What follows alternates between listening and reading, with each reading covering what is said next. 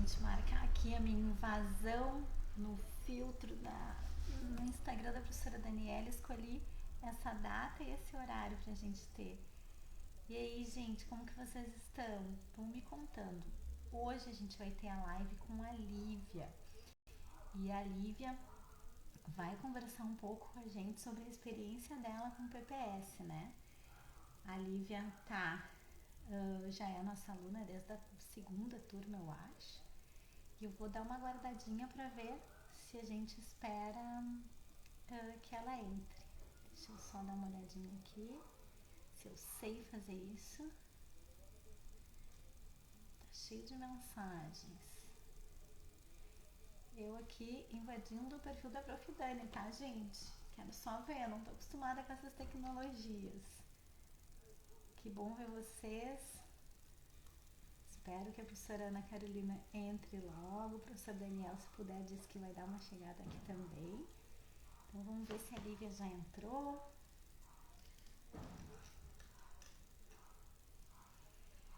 Vamos dar uma olhadinha aqui.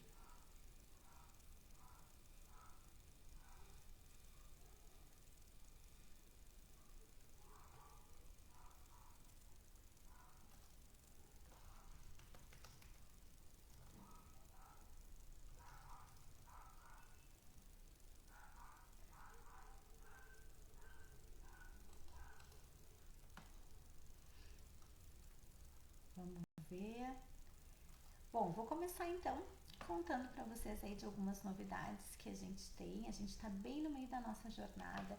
No primeiro dia a gente teve problemas técnicos, então a gente teve lá, a Dani ficou apavorada que a gente não estava conseguindo transmitir, que os alunos estão fazendo perguntas. E aí a gente felizmente conseguiu terminar de fazer as gravações que a gente precisava e já foi pro pessoal aí por e-mail. Tem uma dúvida bem comum que o pessoal tem, que é eu não estou recebendo os e-mails. Como são e-mails que são disparados para muitas pessoas, o ideal seria que você salvasse o contato do curso, até mesmo da Dani, para poder ter isso ali, né? Para poder ter e receber essas mensagens. Então, deixa eu ver aqui se eu consigo encontrar a professora Ana Carolina Brochado Teixeira. Gente, eu não sei como é que eu faço isso aqui para poder aceitar as pessoas. Deixa eu ver se eu consigo achar aqui.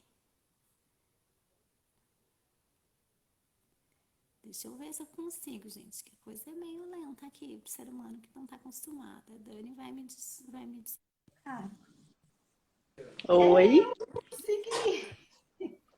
deu certo. Ei, Lívia, bom dia. Bom dia! Como Tudo vocês bem? estão?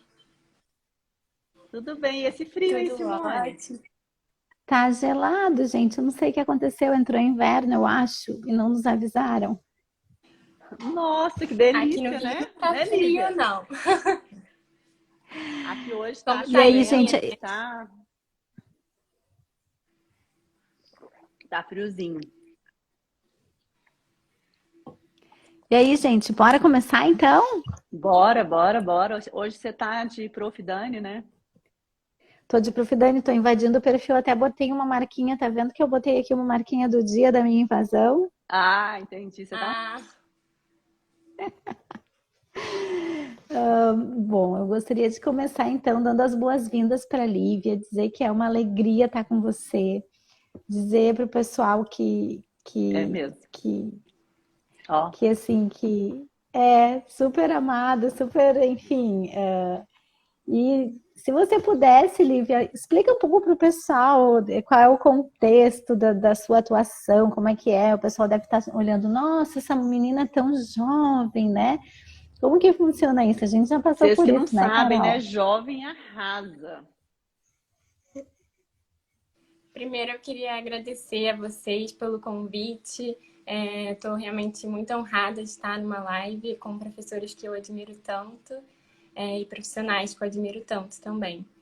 É uma pena a Dani estar na estrada, né? Não ter conseguido estar com a gente, mas tenho certeza que terão muitas outras oportunidades. Eu comecei a minha atuação na área de planejamento sucessório em 2019, quando eu comecei a estudar bastante sobre isso.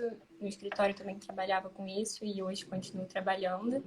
E foi quando eu descobri também o arquitetura do planejamento sucessório. Acho que tem que falar, né? O livro, que ainda era um livro, depois virou um congresso e hoje já tem 3 tomos publicados. Imagino que já esteja sendo preparado para o lançamento o 4º tomo, porque os temas são realmente muito novos e dinâmicos e cada vez mais a jurisprudência vai se atualizando, a doutrina vai... Você, Simone, você, Ana, você, Dani e tantos outros doutrinadores vão criando novas teses e isso é o que é muito interessante e divertido também da nossa atuação, da nossa advocacia, né, da nossa profissão. Eu também trabalho com mediação, então, quando eu comecei a estudar planejamento sucessório, eu logo vi uma interseção entre uma mediação preventiva e o planejamento sucessório, e eu fiz a minha monografia, né, de final de curso, comecei em 2019, terminei início de 2020, meados de 2020, nesse tema, mediação em contexto de planejamento sucessório, então é um tema que eu gosto bastante também, quem me acompanha deve saber que eu comento muito sobre isso. Acho que é a nossa atuação preventiva, né, no planejamento sucessório, a gente querendo planejar, organizar o máximo possível antes de um eventual falecimento ou antes de um eventual divórcio, para que os interesses daqueles que detêm o patrimônio sejam garantidos de alguma forma, né? É claro que a gente está aqui como advogados para minimizar os riscos. Os riscos, eles existem e é importante também, vocês sempre enfatizam isso, né? Da importância da gente orientar os clientes sobre os riscos de cada instrumento, por mais que a gente esteja aqui para minimizá-los. Exatamente. Olivia, e fala assim, né? Porque eu acho que é tão legal a gente ver assim, que o planejamento sucessório é para as pessoas de todas as idades, né? Então, assim, conta um pouquinho, você tem quanto tempo de formada e já está tão especialista, tão bonitinho, né? Assim, não porque assim, eu falo bonitinho no sentido que não é pejorativo, não, é muito assim, bacana a gente ver que porque assim, você está com a gente desde o começo do curso, né? Assim, desde a primeira turma.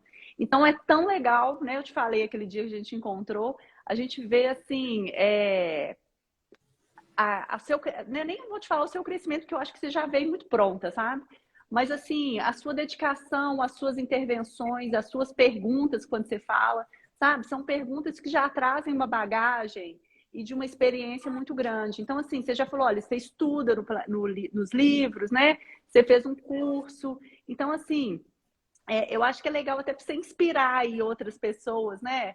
Que estão, nem vou falar começando, porque você é jovem, eu acho que você já tem uma estrada, mas assim, é muito legal você contar um pouquinho, né, dessa sua história, assim, de quanto tempo de formada que você tem, né? Qual foi o passo a passo que você usou para chegar até aqui? Aí a gente vai entrar na previdência privada, tá?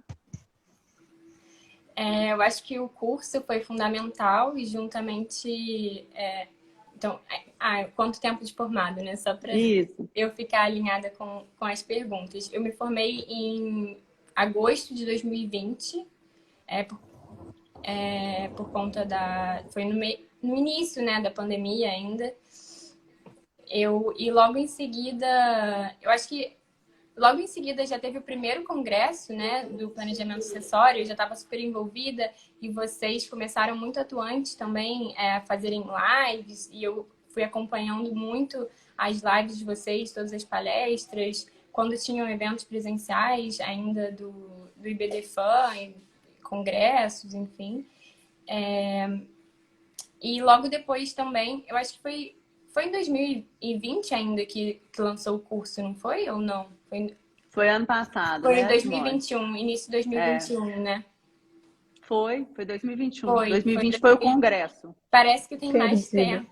É que já tem 1 ano e meio, né? E é muito legal a turma, para quem tá aqui presente e pode saber um pouco mais sobre o curso também, porque são pessoas, assim, são advogados, né, de todas as idades e de todos os tipos de formação também. Então, tem pessoas que trabalham com planejamento sucessório há anos, têm uma carreira sólida, e tem alunos também que estão iniciando, tem alunos que já têm alguma experiência, mas não muita.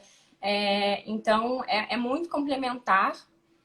E eu acho que é fundamental também, tanto para quem já tem uma carreira sólida nessa área de atuação, porque os entendimentos são atualizados, assim, posso dizer, diariamente, né?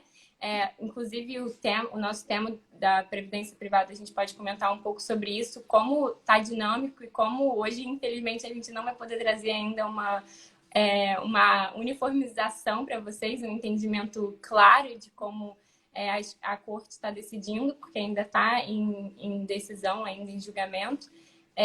Mas também pessoas que estão começando conseguem estudar do zero e aprender, né, com as aulas ao vivo também. Tem o debate sobre todos os casos, cada um no seu escritório traz casos que estão vivenciando e todos os professores e os alunos também contribuem com aquele caso. Então, é algo muito, muito rico mesmo, de verdade. Eu recomendo muito o curso. Imagino que já deve ter uma nova turma aí para ser lançada. Então, para Mas quem o tem... legal, e o legal também é ver isso, né, Lívia? Assim, que você né, assim, tem pouco tempo, relativamente pouco tempo de formada, mas com uma bagagem já tão substancial, né, em termos assim. A gente fala isso pelas perguntas, né, Simone? Pelas perguntas que ela traz, pelos casos que você traz. Nossa, assim, fiquei mais fafã ainda. É que a pessoa que olha assim um rosto jovem, né, Lívia? Eu acho que isso é uma coisa que a gente passou também, eu e Carol. Já tem um Ela tempo, né, Simone? não acredita. Não, mas a gente passou, né? A gente Passou, passou. Uma passou. vez foi. Com Hoje agora os certeza. cabelos brancos não me deixam mentir. Essa história aí, Claro, é. ruguinhas, Ah, não, mas etc. A é vida. história para contar. Isso. Mas assim, às vezes não acredita na capacidade que tem e no conhecimento, né? É, Porque tem muita diferença, Lívia, de um conhecimento generalista e de uma pessoa expert, né? Até os nossos próprios colegas mais velhos, eles dizem isso, né? E eu acho que quando a Carol fala bonitinha, ela tá falando assim, nossa, eu acho admirável que, admirável. Ó, que, que a Lívia, com tão pouca idade, não é só você, eu posso falar também do Rafael, da Alice, isso. da própria Andréia, pessoas que se tornaram experts, estão se tornando experts com tão pouca idade, né? Isso é E agora, maravilhoso. para a gente entrar no nosso Vamos. tema, existe uma aula do curso, que é a aula encantada, né, Lívia? É a aula que não foi para o ar, gente. A aula de previdência privada é uma aula que, assim, ela estava com todo o material preparado, e aí o STJ anunciou a mudança de entendimento. E aí tira a aula. E aí, ok, tudo certo, então, não, agora parece que fixou. Então, ok, bota a aula de novo. Aí vem a outra turma e muda de novo, tira a aula de novo, porque o compromisso é com a atualização, né? Então, a aula de previdência privada é a aula encantada. E aí eu pergunto para a Lívia, por que esse encantamento, Lívia? Por que as pessoas estão... Antes era tudo tão fácil. O que aconteceu nesse processo? Bom, só é verdade, é muito, muito inédito tudo isso, né? Porque o entendimento, quando a gente acha que está uniformizado, a gente descobre que não, que ainda tem muito.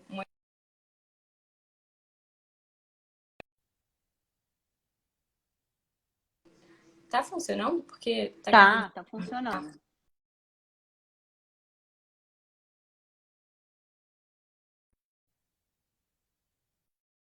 INSS. E tudo isso, acho que a discussão começou pela questão do tributo, né, o TCMD, que antes a previdência privada não incidia o tributo, e depois alguns estados começaram, o próprio estado em que eu moro, né, Rio de Janeiro, legislou sobre isso e determinou que sim, que entraria no inventário e que teria que pagar o ITCMD, e depois foi julgado inconstitucional esse ato normativo, e hoje o entendimento, né, do STJ é de que não incide o ITCMD, pelo menos é o que tem se entendido até agora. É claro que isso também pode ser mudado, mas esse é o entendimento do STJ no momento. E aí a questão começaram as discussões, né? E a burla legítima, porque existe, para quem não tem tanta familiaridade com o tema aqui, existe uma legítima, né? Para quem tem herdeiros necessários, então descendentes, filhos, ascendentes, cônjuges, tem um limite de 50% de você testar. Então, quando você deixa, você só tem todo o seu patrimônio, né? A maior parte do seu patrimônio está em previdência privada, e você deixa como beneficiário um dos seus herdeiros necessários e não todos, né? Como que fica essa questão da legítima?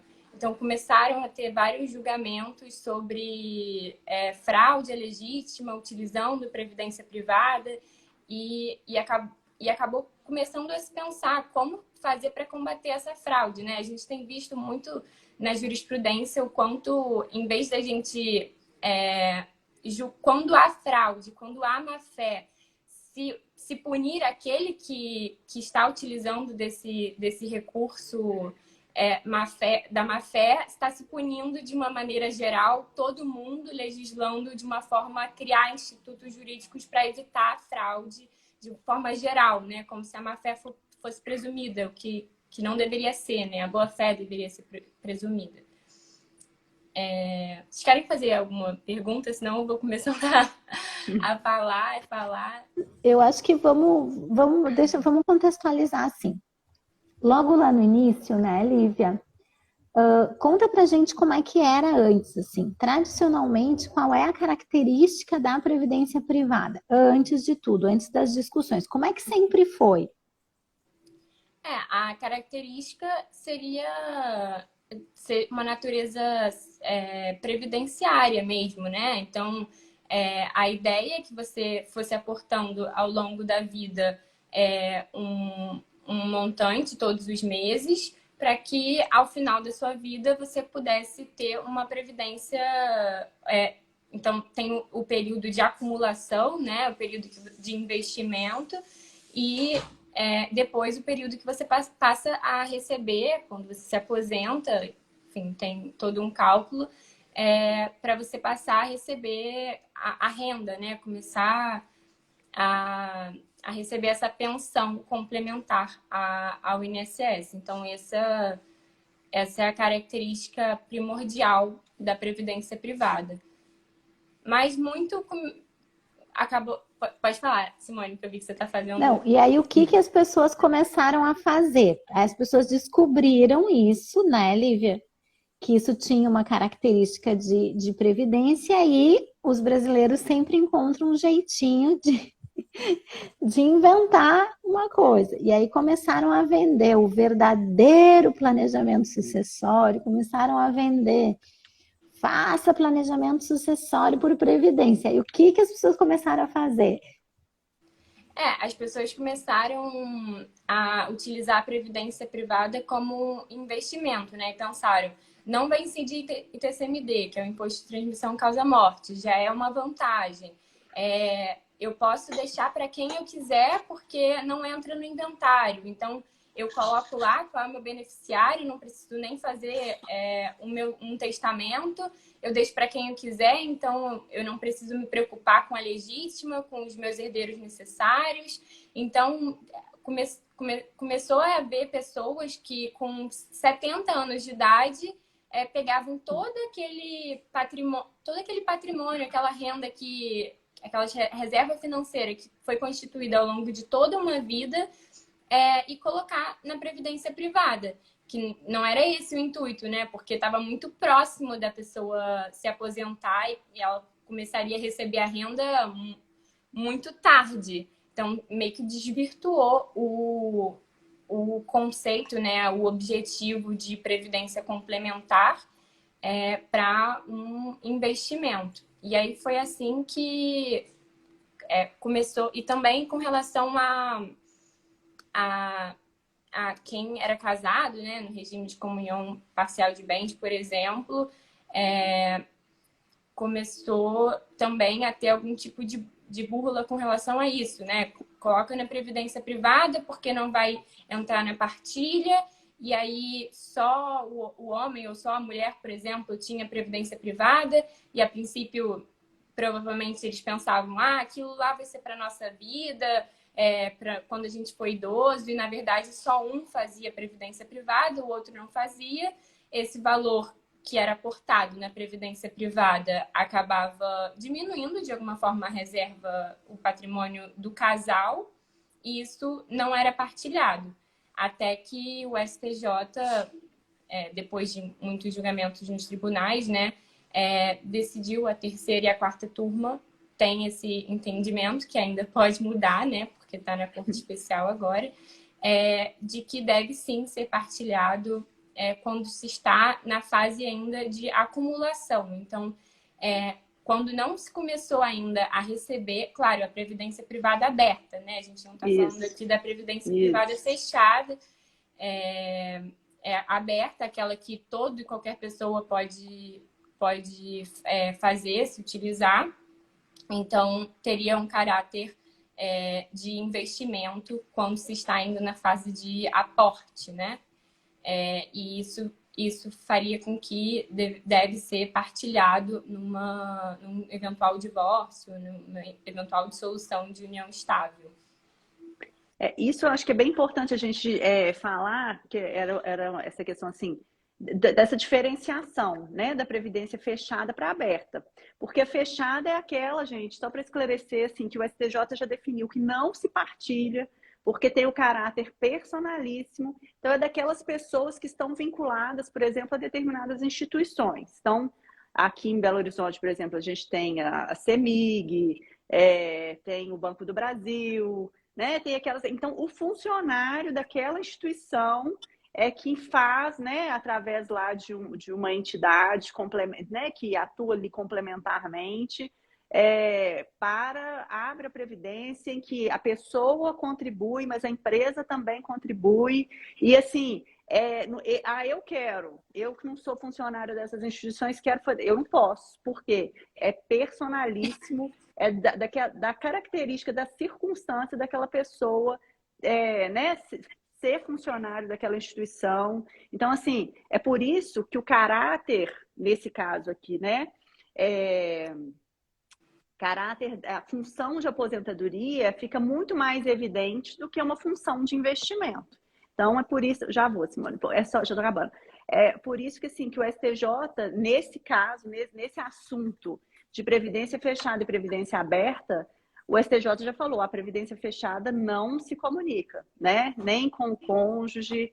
E aí também não é desse tipo de previdência que a gente está falando aqui como instrumento de planejamento sucessório, assim, para todos. Pode, às vezes, até ser pensada para aquela pessoa que é funcionária daquela empresa especificamente, mas que ela já tem a oportunidade de contribuir ou não, né? Então, é só para a gente separar aqui de uma forma bem tranquila, para não ter dúvida, né, assim, do tema mesmo que a gente está falando. Diga, Simone. E com relação ainda à previdência fechada, uma das grandes características desses fundos é que o aporte, ele não vem só da pessoa, né, Carol? É bem importante de deixar claro, assim, nos fundos fechados, o regular, gente, é aportes entre 0,5 até a dobra do aporte. Então, para cada R$1 que eu coloco, o meu empregador coloca 50 centavos ou até mesmo R$2 no fundo. Então, a massa que cria a acumulação do capital, ela não sai só da remuneração do trabalhador. Eu acho que isso também é bem importante que se diga, né? Ela sai da remuneração indireta que vem. Então, É como se fosse um fruto pessoal do trabalho, tipicamente considerado, né? Ou pensões mesmo meio soldos, Montepios lá para a gente retomar. Eu lembrei dessa característica. Aí pode seguir, Carol. Não, era só isso mesmo, é porque assim, só para a gente fazer essa diferença que é, né, o tema mesmo que a gente está falando, que envolve toda essa questão controvertida que a Lívia vem falando tão bem, é exatamente a previdência aberta, porque a aberta qualquer um pode fazer, não é personalíssima, né? E aí eu acho que a grande questão, Lívia, não sei assim a sua opinião, mas é exatamente discutir qual é a natureza jurídica dessa previdência. Porque se for uma natureza jurídica de investimento, né, aí a gente tem essa conclusão lá do STJ. Agora, será, e aí eu fico sempre refletindo aqui comigo mesma, a partir mesmo dos casos que a gente tem aqui, que discute, principalmente em casos de partilha decorrente do divórcio, que tem aqueles casos em que, de fato, a função dessa previdência mapeada, investigada, é uma função previdenciária. Então, será que também nesses casos em que aquela família, no seu planejamento familiar, optou, né, por cuidar da aposentadoria futura, será que nesses casos também vai ser partilhado? Ou o STJ entendeu que não interessa? Necessariamente, a função é investimento em todos os casos, enquanto está na fase de acumulação. O que você percebeu aí da sua pesquisa? Eu acho que ainda está bem divergente, né? Porque a Nancy Andrighi, por exemplo, para ela, ao menos para mim, né, a minha interpretação do que ela diz parece claro para ela de que sim, vai ser enquanto estiver no momento de aporte, de acumulação, vai ser sempre, e for previdência privada aberta, vai ser sempre partilhado. Mas outros vai ter natureza jurídica de investimento, né? Já outros ministros começaram a dizer, não, mas a gente está presumindo, a gente pode estar presumindo a má-fé, né? Por que não investigar caso a caso? Se tiver natureza, se a pessoa, por exemplo, né, tiver colocar um grande, você perceber pelos extratos que ela não colocou uma quantia regular todo mês, mais ou menos a mesma quantia, compatível com o salário dela, compatível com a renda dela. Ela colocou, assim, 1 ano, 2 anos antes do divórcio, ela começou a colocar uma quantia muito maior do que ela costumava colocar e acima, assim, não compatível com o salário dela. Então, será que ele já estava fazendo um planejamento de má fé, né? Tentando blindar de alguma forma aquele patrimônio para que não fosse partilhado com a esposa, ou a esposa fazendo isso para que não fosse partilhado com o marido? E aí seria, né, considerando essa natureza, seria considerado uma natureza de investimento mesmo, porque você está aportando uma grande quantidade. Agora, se você tem aquele padrão de investimento mês a mês, de aporte mês a mês, eu, a princípio, não acharia que deveria ter uma natureza de investimento. Deveria ser considerado uma natureza de previdência mesmo, natureza previdenciária, securitária. Eu queria até saber qual é o entendimento de vocês sobre isso também. Eu e as histórias. Posso contar uma história para vocês? Vou fazer uma confissão aqui, isso pode ir para o mundo, mas tudo certo. Aqui em casa, olha a injustiça que se faz, né? Eu sou servidora pública federal, então eu sou membro de um circuito de previdência fechada, porque eu entrei depois da reforma e agora pra gente previdência fechada, certo? O risco de desemprego do meu marido, ele é coberto pelo Fundo de Garantia por Tempo de Serviço, né? Porque ele é funcionário de uma empresa tradicional, ele é seletista. E ele tem uma previdência privada por conta de que existe um fundo previdenciário lá fechado na estrutura dele, enfim.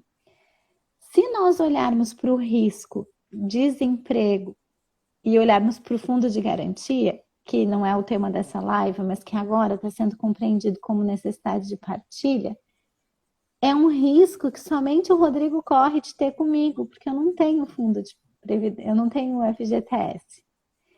E se a gente considerar a previdência privada aberta do Rodrigo como investimento, a minha previdência privada fechada, eu não divido com ele, e a previdência dele divide comigo. Então, olha só, nós vamos mandar um recado pro Rodrigo, não divorcia. Ele só sai perdendo nesse relacionamento, assim, nessa interpretação nova da previdência, né, Lívia? Porque eu acho que é um pouco disso que você falava. Ele tem um aporte que é mensal, que é regular e que já faz mais de 20 anos, inclusive. Essa previdência que ele tem é uma previdência antes, inclusive, de nos conhecermos. E eu juro para vocês que eu tenho dúvida se eu tenho direito a essa meação. Assim, estou falando eticamente, não entendimento. Tá. É isso que eu ia falar. Isso que eu ia eticamente eu tenho dúvida. Porque eu não tenho nada da minha vida laborativa cobre o risco de divórcio nosso para ele, vocês entendem? Uhum.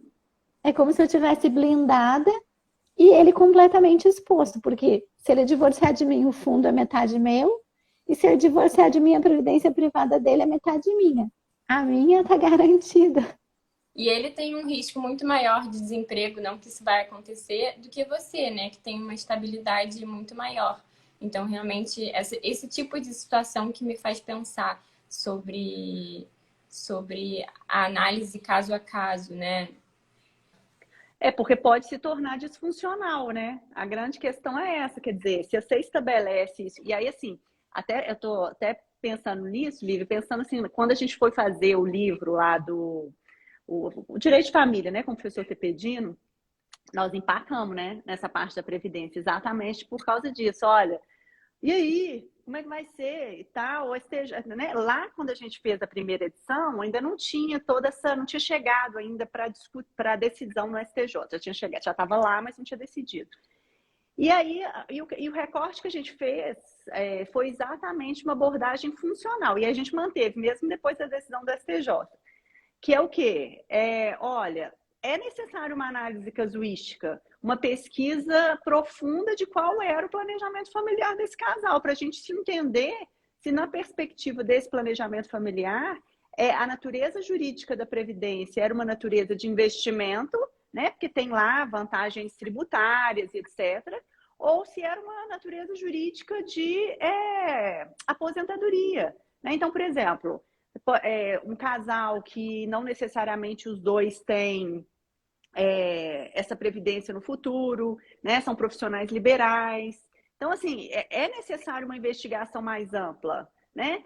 Até mesmo porque é uma questão, hoje já não tão nova assim, mas numa perspectiva assim, histórica do direito. É um instituto novo em que a gente está ainda, né, nessa discussão, nesse debate, porque é isso, né, gente? Isso é maravilhoso, que a vida é maior do que o direito. Então, a gente está sempre pensando a partir de situações do mundo da vida, de como vai ser a interpretação jurídica a respeito disso.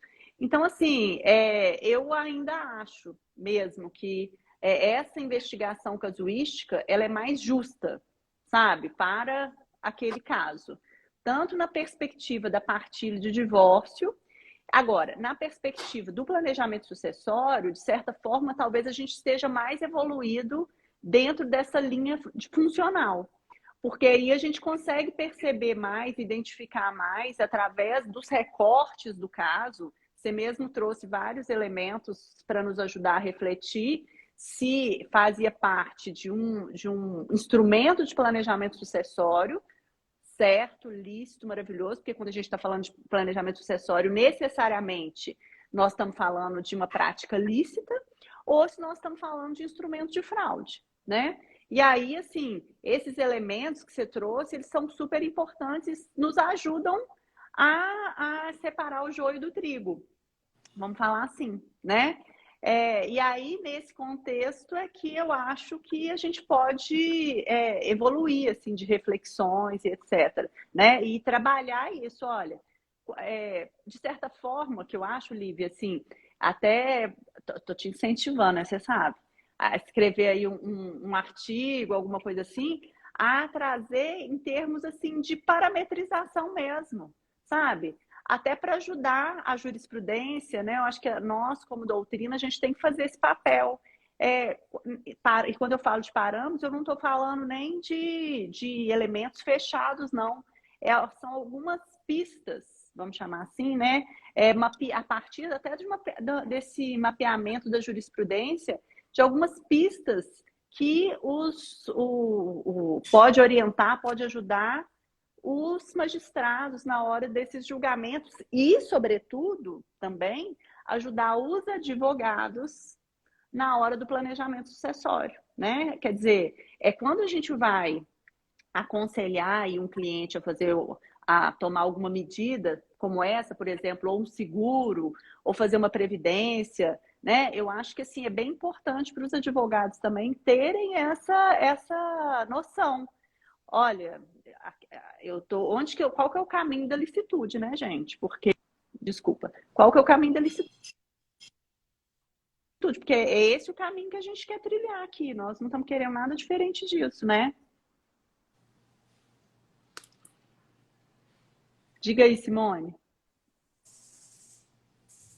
Eu acho que a Lívia pode contribuir com a gente, assim, já pensou um pouco sobre isso, né, Lívia? Quando que é com cara de fraude, assim, cara de fraude, cheiro de fraude, jeito de fraude, né? E quando que é lícito, assim, na sua opinião, daquilo que você já pesquisou? Eu acho que é um pouco do que eu falei, né? Se existe um padrão regular, ou claro, um aumento, mas que seja compatível com a renda da pessoa, com o salário, né? Estou falando do aporte mensal, eu acredito que não haja fraude. Deveria ser presumida a boa-fé, né? E a natureza previdenciária de realmente, no futuro, ter essa pensão complementar.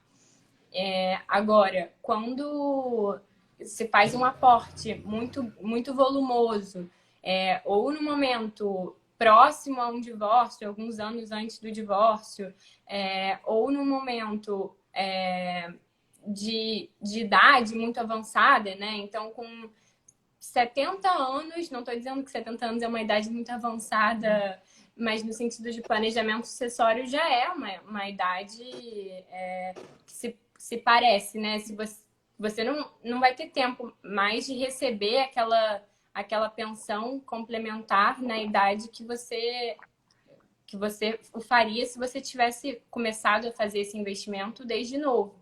Então, você pega grande parte do seu patrimônio que você juntou ao longo de toda a sua vida e coloca numa previdência privada e institui como beneficiários, não institui como beneficiário todos os seus herdeiros necessários, ou seja, escolhe dentre os seus herdeiros necessários alguns deles para instituir, e isso viola a legítima, esse patrimônio é maior do que 50% do seu patrimônio global. Para mim, isso tem cheiro e cara e focinho de fraude. Mas é isso mesmo, eu acho que é isso mesmo. Olivia, uma outra coisa que me ocorreu aqui agora é o seguinte: na sua pesquisa do STJ, você percebeu alguma diferença de tratamento entre VGBL e PGBL? Eu não tô me lembrando agora. Se vocês quiserem pontuar sobre esse tema, eu não tô me lembrando de uma diferenciação trazida pelo STJ, não. Sim, porque eles começaram com o VGBL, né? Assim, fala, não, é partilhável e tal. Mas já existem casos agora recente, né, de PGBL, por exemplo, entendeu? Que abrangia também um tratamento parecido em relação principalmente a partilha no divórcio, né? Quer dizer, a ideia mesmo é VGBL, vida, né? E PGBL, previdência, né? Então, existem aí algumas diferenças, mas que, assim, eu acho que o STJ já tem tratado mais ou menos da mesma forma. O André está falando aqui, ó, que fraude seria uma rescisão de contrato de trabalho postergada para após a separação judicial. Mas aqui, André, deixa eu te falar, do jeito que o STJ tem tratado também essa questão da rescisão trabalhista para efeito de partilha, eventualmente poderia até se pensar numa sobrepartilha para sobrepartilhar a parte das verbas rescisórias, né, referentes ao período do divórcio. Não sei se a Simone e a Lívia concordam assim em relação a isso, mas eu acho que daria margem para essa situação. Eu acho que essa é uma tese bem promissora. Acho que faz bastante sentido e seria compatível com o entendimento, né, que eles adotam. Exatamente. Que as cortes, que o STJ adota. Simone, você queria falar alguma coisa? Eu acho que eu interrompi, desculpa. Não, era isso, assim, eu acho que esse é um assunto que ainda vai dar bastante, assim, espaço para a gente conversar, e essa semana, segunda-feira, eu estava numa live, e um colega foi bem incisivo, dizendo, não, a natureza é de investimento, e acho bem importante deixar claro que ainda está em disputa o tema, gente, é muito importante dizer, eu acho que a Lívia pode contar um pouco qual é o momento que está esse julgamento, tá, Lívia? Porque as pessoas acham assim, saiu uma decisão do STJ. Uma decisão não é jurisprudência, gente. Uma decisão é um indicativo de posicionamento. E como nós temos dois órgãos que julgam a mesma matéria, pode ter divergência de entendimento. Aí, se você puder explicar para o pessoal qual o pé que anda a situação, né? A Andrea está dizendo que conseguiu levar na STF a sobrepartilha. É a Andrea, gente. Eu achei que era André. Desculpa, viu, Eu acho que é a Andrea. Eu acho que é a a Andrea. Andrea mesmo. Isso, e ela está dizendo que levou no STF, que demorou, porque mudou o entendimento, né, gente? Antes as verbas trabalhistas, elas não integravam o núcleo comum. E agora sim. E aí, se a Lívia pudesse dizer para a gente em que pé que anda isso. Então, assim, ó, hoje, qualquer pessoa que afirme faça isso ou faça aquilo, com relação à previdência privada, está sendo ousada demais, na minha opinião. Ela corre um risco de tropeços aí. Então, fala aí pra gente. Hoje o tema, essa discussão foi levada para a Corte Especial do STJ para se tentar fazer algum tipo de harmonização, né? Para tentar, de alguma maneira, unificar esse entendimento para que não trazer tanta insegurança jurídica, né? E quando se fala que a previdência tem natureza jurídica de investimento, também se pode, no futuro, acho que até o ministro Belize trouxe essa reflexão no momento de um dos julgamentos, acho que foi até agora em abril mesmo, sobre uma futura tributação de TCMD, né? Se for considerado realmente como a natureza jurídica de investimento nessa fase de aporte, né? Então, também tem que se pensar não só no direito privado, mas também no direito público, né? Tentar, de alguma maneira, unificar isso e minimizar os riscos do nosso planejamento sucessório. Isso aí. Mais alguma coisa, gente? Então, acho que a gente já pode caminhar para o final, né? Lívia brilhou, falou aqui todos os problemas. Vocês que brilharam sempre. Todos Eu os só tenho a problemas agradecer. aqui. Imagina, todos os problemas aqui, né? Assim, fala, Simone. Tem uma última pergunta para fazer para a Lívia. Que é assim, Olívia, se você pudesse listar 2 resultados de verdade que o curso esse te deu para o planejamento sucessório na sua vida. Resultado, não me vem com, as aulas são ótimas. Não, nada disso. Resultado, você tem? Resultado, eu acho que o resultado é justamente o meu crescimento nessa área, né? E a minha atualização nessa área faz com que clientes, pessoas tanto que eu já conhecia ou pessoas novas que vieram a me conhecer por conta desse conhecimento e interessada nesse conhecimento, viesse me buscar e buscar o escritório, né? Que bom, a gente fica feliz demais. Eu que agradeço. Obrigada, Lívia. Obrigada, Carol. Obrigada, pessoal que assistiu. Se a gente não tiver mais nenhuma pergunta, eu vou tentar salvar a live, gente. Por Agora, olha a favor, que é uma responsabilidade, preciosidade. gente. Uma preciosidade que dá aí toda, né, todo o aparato aí de atualização do STJ. A Lívia está com tudo na ponta da língua. Lívia, muito obrigada, viu, de você ter aqui com a gente, né, estar aqui com a gente, acompanhar a gente aí na nossa trajetória. Eu já te falei, sou fã, né? Porque imagina que gracinha, gente. Olha para você ver assim, tanto empenho, tanto esforço, tanto, né? E assim, muito, muito amadurecida, sabe, Lívia? No seu pensamento jurídico. Então, assim, fico super orgulhosa, viu, de você. Parabéns, tá?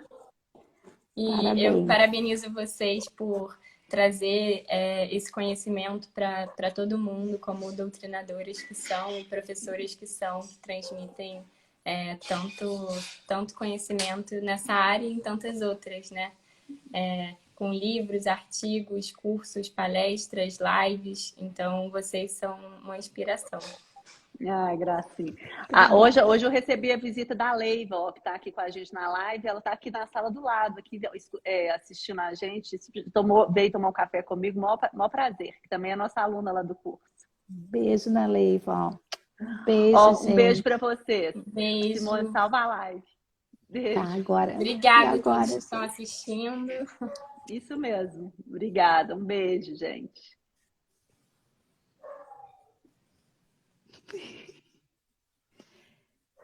Como é que eu faço, gente? Como é que eu saio? Eu acho que eu também não consigo salvar por aqui, não. Tá, e agora, Lívia, agora tu vai ter que me ensinar na tecnologia aí. Como é que eu faço isso? Eu acho que como foi você que começou a live, eu não... Eu tenho que encerrar a live, será? Acho que sim. Então tá. Então, beijo. Obrigada, um beijo, mais. Simone. Até mais.